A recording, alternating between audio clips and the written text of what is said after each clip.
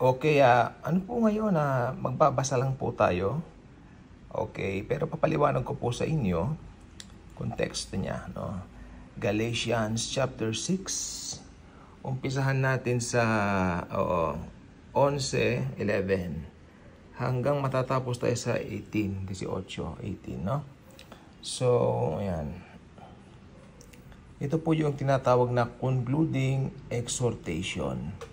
So ito po ay salin po ng CSB, Christian Standard Bible. Sabi niya rito, "Look at what large letters I use as I write to you in my own handwriting." Sabi niya, malaking letra o titik ang ginamit ko dito. At ako mismo ang sumulat. So ibig sabihin, yung mga ibang epistles niya, ipinapahandown lang niya, pinapasulat lang niya kay Timothy, Silas, mga ganyan. Yung mga naging assistant niya, di ba? Pero ito, yes, ibig sabihin, siya mismo ang sumulat dahil may pakahulugan po ito, meron siyang gustong sabihin, no? So, context nito, mga taga-Galatians, ang mga taga-Galatians po ay mga Kristiyano, katulad po natin, mga Gentile Christians po sila. Sabi niya rito, "Look at what large letters I use as I write to you in my own handwriting. Those who want," ito na po "those who want to make a good impression in the flesh are the ones who would compel you to be circumcised, but only to avoid being persecuted for the cross of Christ." Okay, meron daw mga yung para may mga malahudyong ugali na inuutosan silang, tawag dito, gumawa kayo ng ganyan. O siguro yung mga law, inuutusan pa rin silang gumawa ng law. Kasi signan nyo, those who want to make, sabi niya, a good impression in the flesh, ito po yung mga may pagkapariseyong ugali na mga nagpupunta roon, yung parang mga tiktik na tinatawag, no?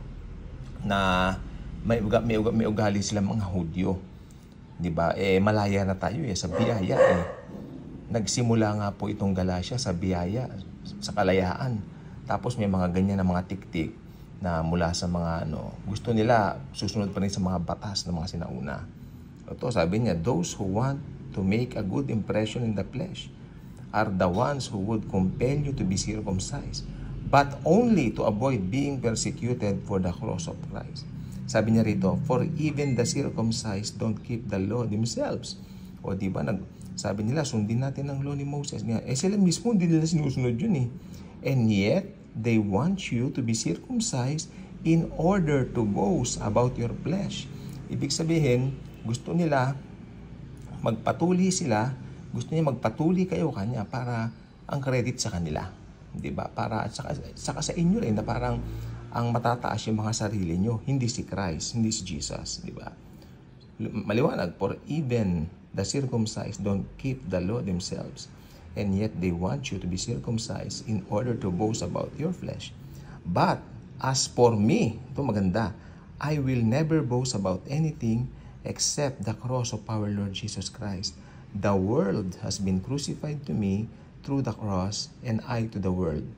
For both circumcision and uncircumcision." Circumcision means mga Hudyo. Uncircumcision means tayo, mga Hentil, mga Gentiles. Okay? "For both," paraphrase ko, "for both the Jews and the Gentiles mean nothing.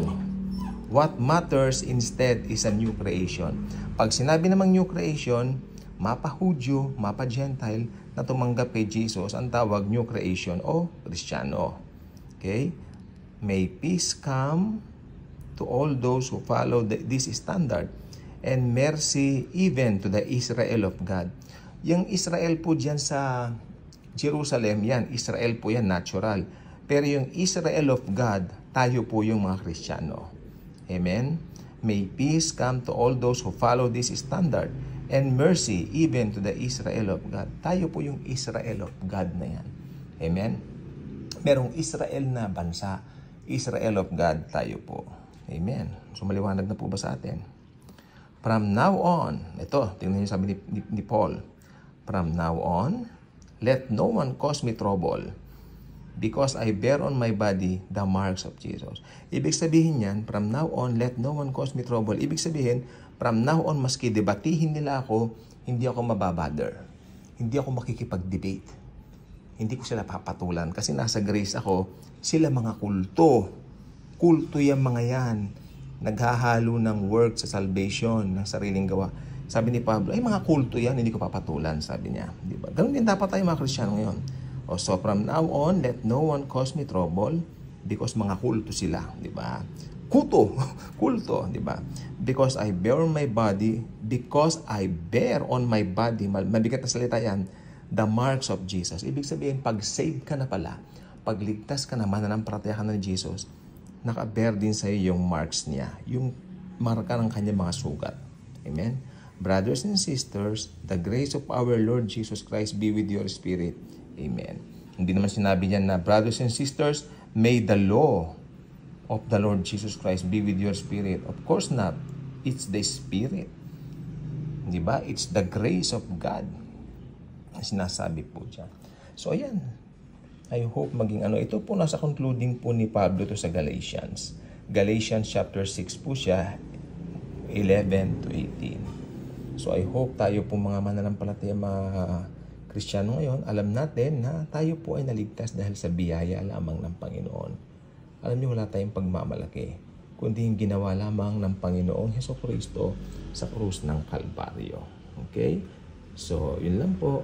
Thank you po sa ating lahat. At kung hindi pa kayo nakasubscribe dito, inaanyayahan ko po kayo. Dahil dito po wala pong ibang bida, walang ibang itataas, kundi si Lord Jesus at ang kanyang tinapos na gawa sa krus ng Kalbaryo.